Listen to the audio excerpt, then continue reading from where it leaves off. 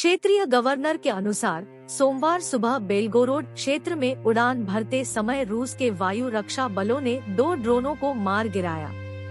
हमारी वायु रक्षा प्रणाली याकोवलेवो शहरी जिले में लगी हुई थी। 2 विमान प्रकार के यूएवी मानव रहित हवाई वाहन को मार गिराया गया। कोई हताहत नहीं हुआ। ड्रोन में से एक के टुकड़े एक निजी आवासीय घर के पास सड़क पर गिर गए। बेलगोरोड क्षेत्रीय गवर्नर व्याचेस्लाव ग्लैडकोव ने टेलीग्राम पर एक पोस्ट में कहा। रूसी रक्षा मंत्रालय ने कहा कि अवरोधन मास्को समयानुसार लगभग 1:20 बजे हुआ। स्पेनिश और यूक्रेनी अधिकारियों ने कहा कि पूर्वी यूक्रेन में रूसी हमलों में 2 विदेशी सहायता स्वयंसेवक मारे गए हैं और 2 अन्य अस्पताल में भर्ती है। राष्ट्रपति वोलोडिमिर ज़ेलेंस्की ने रविवार शाम अपने संबोधन में कहा, अभी तक हम निश्चित रूप से जानते हैं कि कनाडाई नागरिक एंथनी इग्नाट की हत्या कर दी गई थी। दुर्भाग्य से एक स्पेनिश नागरिक एम्मा इग्वाल की भी हत्या किए जाने की संभावना है। ज़ेलेंस्की और रोड के अनुसार एक स्पेनिश सहायता कार्यकर्ता और एनजीओ रोड टू रिलीफ की निदेशक एम्मा इग्वाल और कनाडाई नागरिक एंथनी इग्नाट बखमुत की दिशा में यात्रा कर रहे थे जब उनका वाहन डोनेट्स्क क्षेत्र के चासिव यार शहर के पास रूसी गोलाबारी की चपेट में आ गया। राहत के लिए ज़ेलेंस्की ने कहा कि 2 अन्य विदेशी स्वयंसेवक जर्मन नागरिक माविक रुबेन और स्वीडिश नागरिक जोहान माथियास थायर निप्रो में अस्पताल में भर्ती थे और चिकित्सा देखभाल प्राप्त कर रहे हैं। राष्ट्रपति ने कहा कि वाहन पर एंटी-टैंक मिसाइल प्रणाली से सीधा हमला हुआ।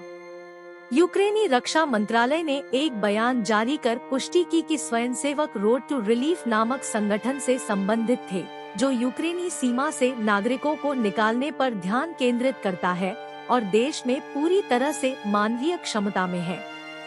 शनिवार को स्पेन के विदेश मंत्री जोस मैनुअल अल्बेरेस ने कहा कि पूर्वी यूक्रेन में जिस वाहन से वह यात्रा कर रही थी उस पर एक गोला गिरने से एक स्पेनिश सहायता कर्मी की मौत हो गई। विदेश मंत्री ने कहा, हमारे पास उनकी मौत की मौखिक पुष्टि है और अब हम यूक्रेनी अधिकारियों से उनकी मौत की प्रमाणित पुष्टि की मांग कर रहे हैं।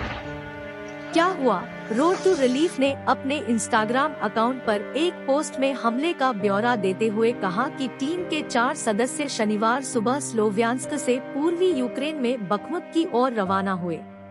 चासिव यार शहर में जाते समय टीम का वाहन रूसी हमले की चपेट में आ गया। पोस्ट में कहा गया है कि टक्कर लगने के बाद वाहन पलट गया और उसमें आग लग गई। पोस्ट में एनजीओ ने कहा कि कनाडाई स्वयंसेवक एंथनी टोको इग्नाट भी हमले में मारा गया। रोड टू रिलीफ ने कहा, शेष यात्री जर्मन चिकित्सा स्वयंसेवक माविक और स्वीडिश स्वयंसेवक थायर छर्रे के घावों और जलने से बुरी तरह घायल होने के बाद स्थिर हो गए हैं। रूस ने रविवार को भारत की राजधानी नई दिल्ली में G20 शिखर सम्मेलन को बिना शर्त सफलता माना। बैठक की अंतिम घोषणा के एक दिन बाद यूक्रेन पर उसके आक्रमण की स्पष्ट रूप से निंदा करना बंद कर दिया। शिखर सम्मेलन के अंत में एक संवाददाता सम्मेलन में बोलते हुए रूसी विदेश मंत्री सर्गेई लावरोव ने कहा कि शिखर सम्मेलन न केवल भारत के लिए बल्कि हम सभी के लिए एक सफलता थी। अंतिम समूह के बयान में कहा गया है कि रूस को अलग किए बिना सभी राज्यों को क्षेत्रीय अधिग्रहण के लिए धमकी या बल के उपयोग से बचना चाहिए। G20 देशों के बीच गहरी दरार को दर्शाते हुए बयान में स्वीकार किया गया कि स्थिति के बारे में अलग-अलग विचार और आकलन थे।